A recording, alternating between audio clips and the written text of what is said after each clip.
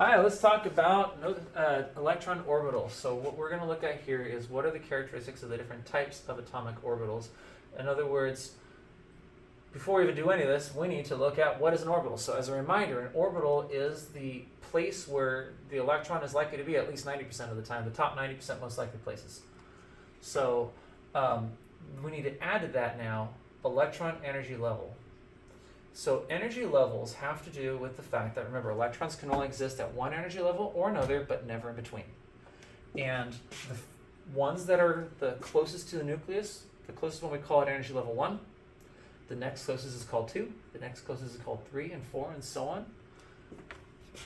That principal quantum number is just really what energy level is it. So the principal quantum number, n, is 1 for the first energy level, n equals 2, so principal quantum number is 2 for the second energy level, principal quantum number is 3 for the third energy level, and so on. So again, be reminded that the lowest energy levels are the ones closest to the atom center, closest to the nucleus, and the higher energy there is, the higher energy level you go, which is further from the center of the atom and further out and further out. So the bigger the number, the further away from the nucleus it is. Electron energy level characteristics. So here's the thing about it. Electron energy levels have a maximum capacity. Because this one's so close to the nucleus, it has a very small capacity. But just like each of these rings gets bigger, that's an analogy for the fact that as you get further away, the higher energy levels are each able to hold more electrons.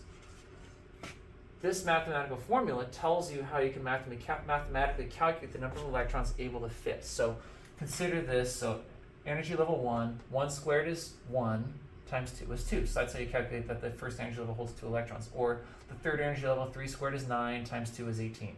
Or the fourth energy level, 4 squared is 16 times 2 is 32. So the fourth energy level would be able to hold 32 electrons. Now, be familiar with that formula, by the way, be able to calculate that. Now, to add to that, we need to mention that each energy level has sublevels. That's thing is, like, the bigger the energy level, the higher the energy level, the more sublevels there can be. So let's look at those sublevels, because when we look at the sublevels, they're going to influence the way we spread the electrons, and the way you spread the electrons actually determines the chemical properties of an element.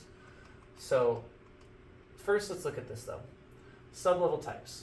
There's one called the S because it's spherical. All energy level 1, 2, 3, and 4 each have these spherical energy levels, or spherical sublevels. Each contains an orbital with 2 electrons. Each orbital holds up to 2 electrons. So there's another sublevel called P with a capacity of up to 6 electrons. There's 3 orbitals, and since each orbital can hold up to 2 electrons, there's room with these to hold up to 6 electrons. They do have dumbbell shapes. They're found at only energy levels 2 and above. There's the D sublevel, found at energy levels 3 and up. Various shapes. 5 orbitals give room for up to 10 electrons. Each orbital contains up to 2 electrons, which is why you can have up to 10 in this sublevel. The F sublevel has 7 orbitals, giving it capacity for up to 14 electrons, with quite a variety of shapes. And still true though, one orbital holds up to 2 electrons. Okay, so what do I want you guys to know about this? One thing that's really important to focus on is knowing how many electrons fit in each sublevel. As in, you should know an S holds up to 2 electrons. You should know a P holds up to 6 electrons. D holds up to 10. F holds up to 14. That's going to be very important. Why is it important? I remember what I said. The way in each energy level the electrons get split between these sublevels actually has a big effect on chemical properties of elements. The reason sodium metal explodes upon contact with water, or potassium, or those other alkaline metals, is each of them have only 1 electron in one of these, and that makes it really unstable, which is why it's really reactive. Whereas copper has a sublevel that is filled in a way that makes it very stable, which is why you put it in water, and copper does not explode. Pennies don't explode on contact with water. And it all comes down to this.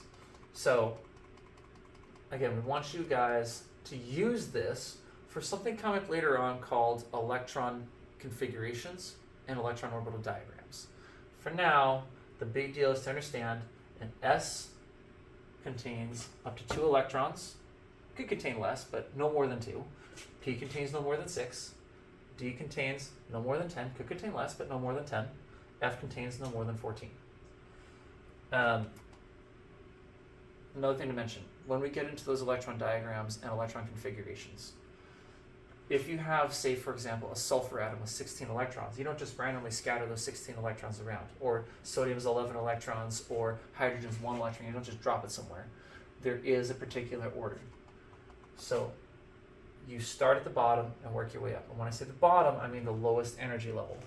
So if you have, for example, a sulfur atom with 16 electrons, this first energy level holds 2. So your first 2 go there. And then energy level 2 contains more than that. So because of that, you put some more there. Now 2 squared is 4 times 2 is 8. So that's 2 plus 8 is 10. And sulfur has 16. So now you fill up this one, move on. Fill up this one, move on. The other 6 electrons go here. That's what you would do for sulfur. A larger atom, such as bromine with 35 electrons, would fill this one, and this one, and go up into here. So the idea is you start with the lowest energy level and keep on filling until you've distributed all the electrons. And then within each energy level, there will be S, P, D, and F. We will approach it in a picture way that'll make it hopefully, students have reported that this is confusing, so we're going to do it pictorially in notes after this. That should make it a little more easy and accessible for students. Again, for now, just make sure to understand not only how to calculate the total number of electrons supported in a particular energy level, but understand that within the sublevels, S holds up to 2, P holds up to 6, D holds up to 10, F holds up to 14. And that'll be a solid foundation for the next notes, and that's what we need. Make sure I don't miss anything. Okay, that's it.